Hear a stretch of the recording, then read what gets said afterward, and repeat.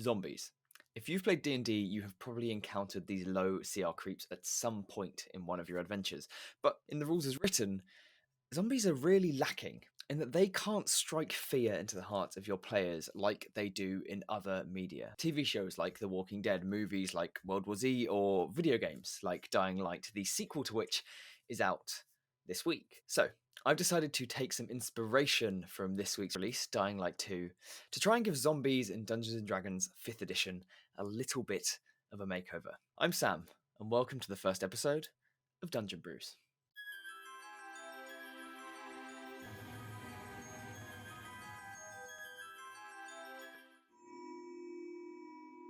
If you were to dissect a zombie down to its core component parts, the monster manual isn't too far off. It gets pretty close. A zombie retains no vestiges of its former self. It carries the rotten stench of decay, and they're mindless soldiers and they're hideous. If you said those four characteristics to me and told me to guess the D&D monster, I'd probably say a zombie. But what makes zombies so much more terrifying than a guy who forgot to wash is the concept of the horde. It's why if you saw the zombies from Night of the Living Dead in your backyard, you would be far less terrified than you would by these waves of freaks from World War Z or Days Gone. And in D&D, it's exactly the same. A horde of zombies could push the favour of the dice gods in the direction of the unstoppable force rather than the immovable object of your paladin with a second level smite. Hordes also introduce an alternative dynamic to encounters in all of the media that they're portrayed in.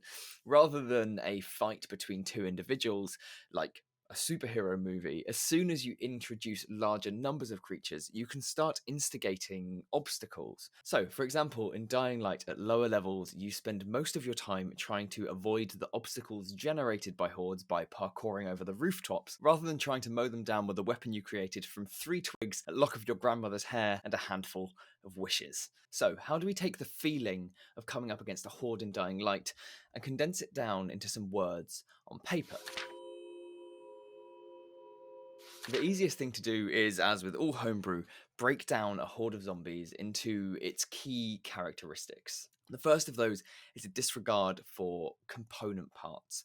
Essentially, what I'm referring to is that a horde, while it constitutes a lot of zombies, really acts as one being. How I think this best comes about is when you think about your horde of zombies as a group of individuals who all care about the same thing but show a blatant disregard for their own safety in achieving that. And the way to have that come across in play is to disregard any notion of the enemies knowing what they're doing. You're never going to see a group of zombies building a pyramid from the top of which they can delicately backflip over an obstacle. What they're going to do is run as fast as they can into that object until they have piled up to such an extent that the obstacle can't harm those which remain. The second of these key characteristics, I would argue, is perseverance. No matter what happens, a horde in Dying Light isn't going to stop chasing you because you're on the other side of a wire fence or hiding behind a plant pot. They'll simply bash up against that wire fence until you have poked them all to death with a penknife. In D&D, this really simply can translate to allowing players to put objects in the way of their pursuers, but make them aware of that fact that their pursuers will do their damnedest to get through that object,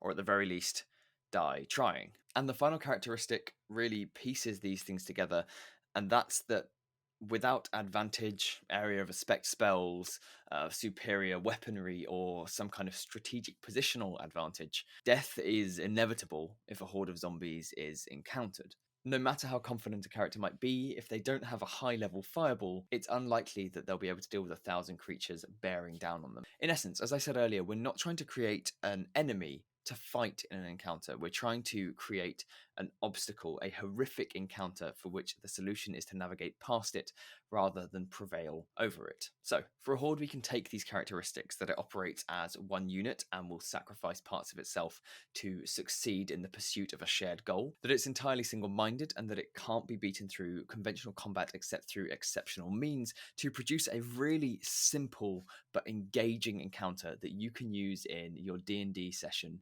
this week without stressing about stat blocks or challenge rating.